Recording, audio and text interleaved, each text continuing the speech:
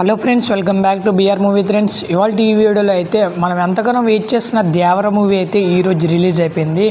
దేవర movie మీద మనం ఎంతైతే ఎక్స్పెక్టేషన్స్ పెట్టుకున్నామో అవన్నీ తీర్చేశారనమాట. ఫైనల్గా ఆల్రెడీ మనకి ఎన్టీఆర్ గారు ఆల్రెడీ చెప్పారనమాట, ఒక ఈవెంట్లో చెప్పారు, రేపు దేవర అనే చిత్రం మూవీ లేట్ అయినా మీరు అందరూ కాలర్ ఎగరేసుకునే విధంగానే ఉంటుందన్నారు. సేమ్ అదే ఫీలింగ్ కలిగింది భయ్య. మూవీ అయితే చాలా అంటే చాలా నచ్చేసింది నాకైతే. కమింగ్ టు ద రివ్యూ వచ్చేసి, ఈ స్టోరీ లైనప్ చూసుకున్నట్లయితే భయం అంటే ఏంటో తెలియపరిచేదే మన దేవర కథ. మామూలుగా దేవర అండ్ వర క్యారెక్టర్స్, టూ క్యారెక్టర్స్ అయితే కొరటాల గారు చూపించారనమాట. ఆచార్య మూవీ ఫ్లాప్ తర్వాత ఈ మూవీని చాలా అంటే చాలా పీక్స్లోకి తీశారనమాట. ముఖ్యంగా అనిరుద్ధ్ గారు అయితే బీజిఎం అదర్ కొట్టేశారని చెప్పుకోవచ్చు.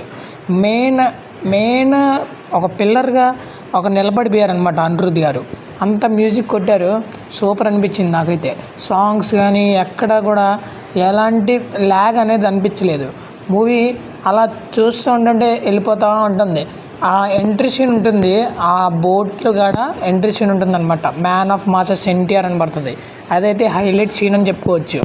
ఇంకా ఓషన్లో సీన్లు, షార్క్ సీన్ ఆల్రెడీ మనం ట్రైలర్ చూసాం, అదే విధంగా ఉంది. మనకి ఇంటర్వ్యూలో డైరెక్టర్ అండ్ హీరో ఎలాంటి మాటలు ఇచ్చారో సేమ్ అవన్నీ మనకు చూపించారు, పక్కా 100%గా చూపించారు. నాకైతే చాలా బాగుంది. కొంతమంది నెగిటివిటీ స్ప్రెడ్ చేస్తున్నారు, మీరు అదేంటి వినకుండా మీరు డైరెక్ట్గా నేరుగా థియేటర్ వెళ్ళి మూవీని అయితే చూస్తారని నేను మనస్ఫూర్తిగా కోరుకుంటున్నాను.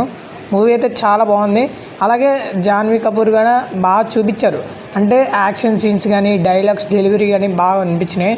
ఇంకోటి మెయిన్గా మూవీలో అబ్జర్వ్ చేసింది ఏంటంటే డాప్, అంటే మన రత్నవేలు కెమెరామ్యాన్ అయితే బాగా తీశారు. విజువల్స్ కానీ అండర్ వాటర్ సీన్స్ అయితే హైలైట్ అని చెప్పుకోవచ్చు. మనం డైరెక్ట్ వాటర్లోకి వెళ్ళినట్టు అనిపించింది, నిజంగా చెప్తున్నాను. మూవీ అయితే అంత బాగుంది. ఎక్కడ అంటే ఎలాంటి టైంలో ఏ సీన్స్ పెట్టాలనేది బాగా మ్యాచ్ చేశారనమాట. ఇంకొకటి వచ్చేసి మన సైఫ్ అలీ ఖాన్ మెయిన్ క్యారెక్టర్, అంటే విలన్ క్యారెక్టర్ కూడా చాలా బాగా చూపించారు. ఇంకోటి దేవర అండ్ వర క్యారెక్టర్స్ మీకు కొద్దిగా డౌట్ రావచ్చు. దేవర అయితే ఫస్ట్ హాఫ్లో ఉంటుంది,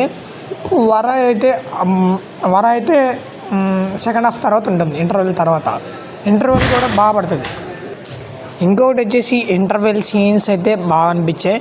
ఆల్మోస్ట్ మనకి ఫస్ట్ హాఫ్లో బాగా చూపించారు, ఎక్కడ కూడా మనకి ల్యాగ్ అనిపించదు.